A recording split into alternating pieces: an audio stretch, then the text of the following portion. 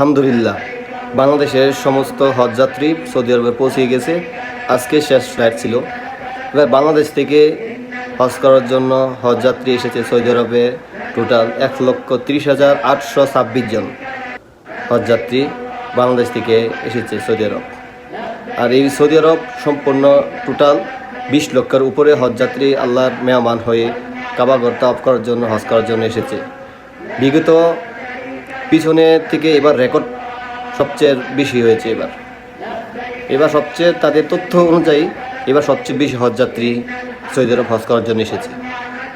দুঃখের সাথে বলতে হয় যে ইয়ামেনের ভাইয়েরা আজ হজ করতে পারতেছে না, কারণ হজ করার জন্য যে আসার তাদের শেষ প্লেনটি ছিল, এটাকেও বিমান হামলা করে ইসরায়েলি বর্বরা বাহিনী ধ্বংস করে দিয়েছে।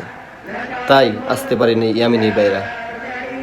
তাই আমি সমস্ত দেশবাসীর কাছে একটি অনুরোধ করব, আপনারা সবাই দোয়া করবেন ইয়ামেনের ভাইদের জন্য, কারণ ইয়ামেন ফিলিস্তিনের পাশে দাঁড়িয়েছে বিদায় আজকে ইসরায়েলি বর্বরা বাহিনী, সন্ত্রাসী বাহিনী তাদের উপরে বোমা হামলা করতেছে।